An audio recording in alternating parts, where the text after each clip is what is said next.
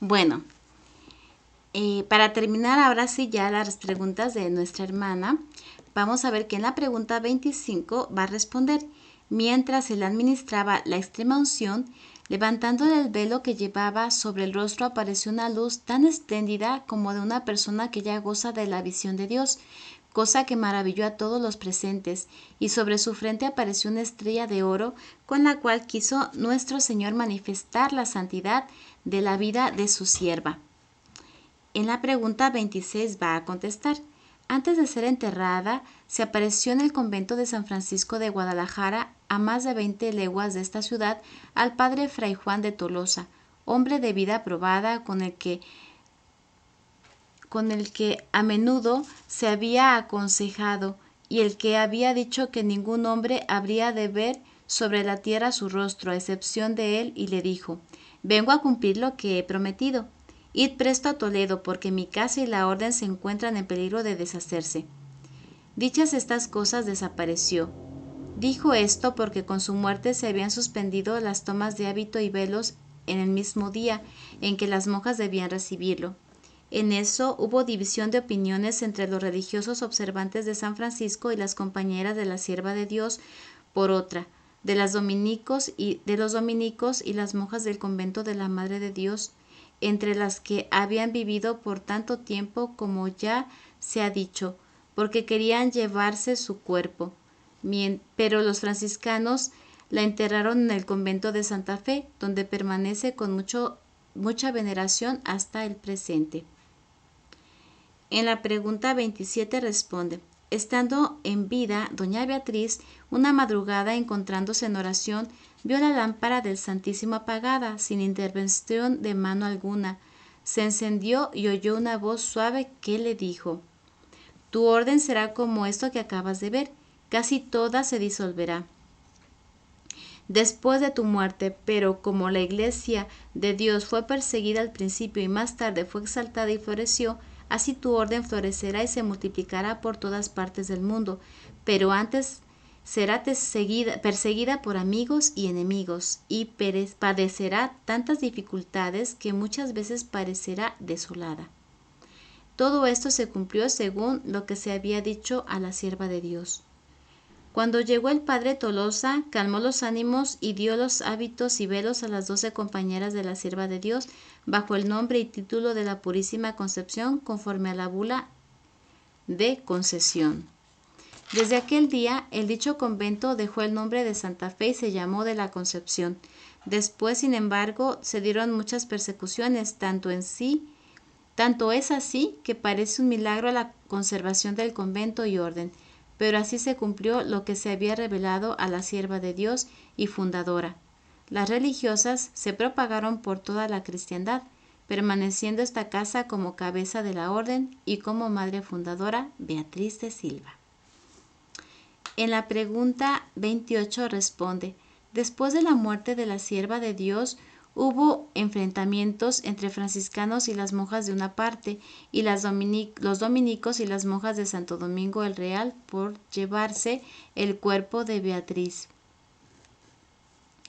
Pero los franciscanos insistieron en su derecho y enterraron el cuerpo, y ahora sus restos son venerados como de santa.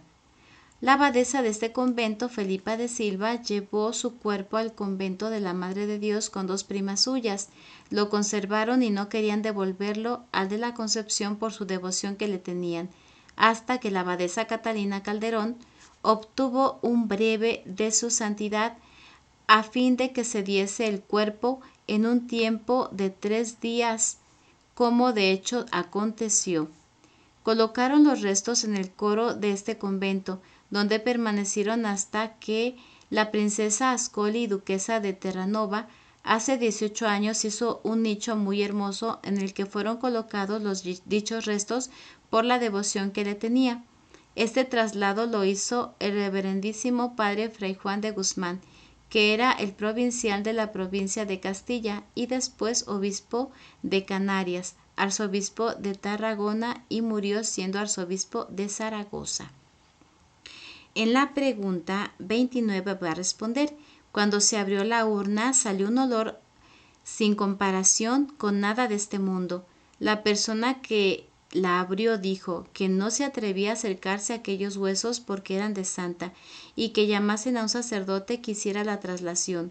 Así fue llamado el confesor de este convento, el cual trasladó los huesos del arca del nicho, quedando maravillados de este olor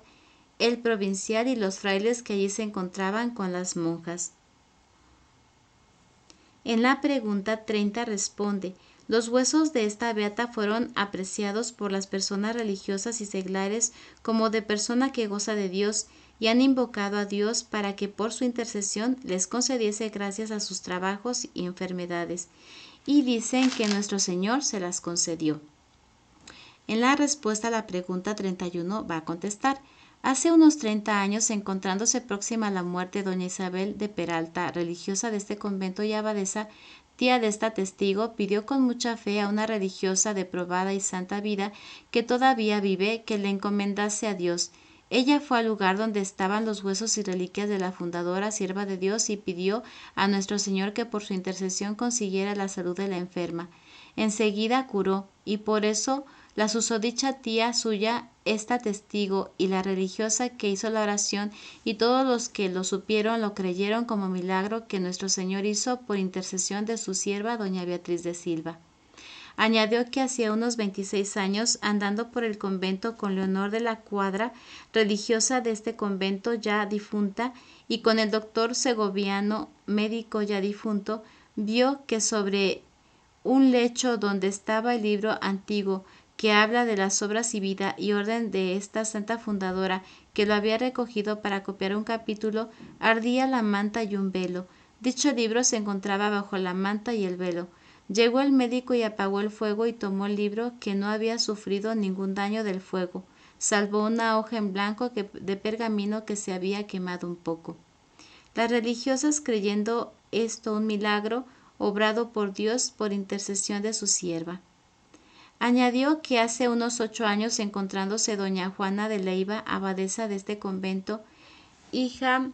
de la princesa de Ascoli, desahuciada ya por los médicos porque estaba afectada de tabardillo y de pústulas que en opinión de las religiosas parecía lepra. Perdida toda esperanza de vida, llevaron a petición de la enferma la cabeza de la sierva de Dios y la colocaron a la cabecera de la enferma, que mejoró un poco en el momento que le llevaron la reliquia,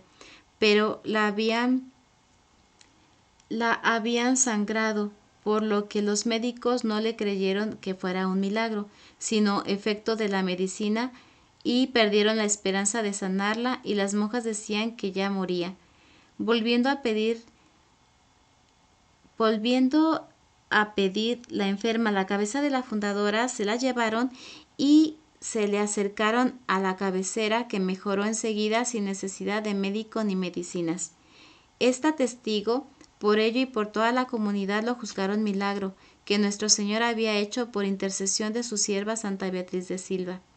El doctor Barrientos, ya muerto, y el doctor Insa, médicos de este convento, decían que era cosa sobrenatural y milagrosa, y que lo habrían jurado como cosa tal si hubiera sido necesario. Añade la testigo que ha oído en este convento y de personas de esta ciudad que nuestro Señor, por los méritos de esta señora, doña Beatriz de Silva, ha obrado varias cosas sobrenaturales y milagrosas, de las cuales no habla porque no tiene noticias particulares. En la pregunta 32 va a decir: por las virtudes que floreció y por las gracias y favores que nuestro Señor ha hecho, tiene como cierto que no solo las religiosas de este convento, sino las personas seglares que ha oído hablar, la consideraron y la consideran como santa y de vida inmaculada. Y esta es tradición y fama pública, particularmente en esta ciudad, donde vivió en dichos conventos tantos años hasta la fundación de su orden. Y esto es notorio y público, sin que jamás se haya oído lo contrario. Y en la pregunta 33, que es la última, responde: todo cuanto se ha dicho es tradición pública y fama, público y notorio, pública voz y fama y común opinión y verdad. Bajo juramento lo firmo con el susodicho juez de esta causa, el doctor Bartolomé Sosa, doña Mariana de Luna, ante Miguel Jerónimo del Puerto. Bueno, ya con esto terminamos todas las preguntas que le hicieron a nuestra hermana Mariana de Luna, que en paz descanse y gloria esté. Y veremos ya más adelante en las siguientes cápsulas las siguientes personas que fueron también entrevistadas sobre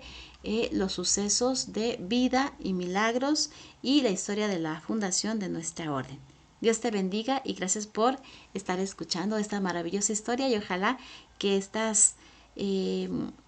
pues respuestas que vas escuchando te hagan querer más a nuestra fundadora y tenerle más devoción y por lo tanto siempre le pidas intercesión en tus necesidades. Dios te bendiga y nos vemos mañana.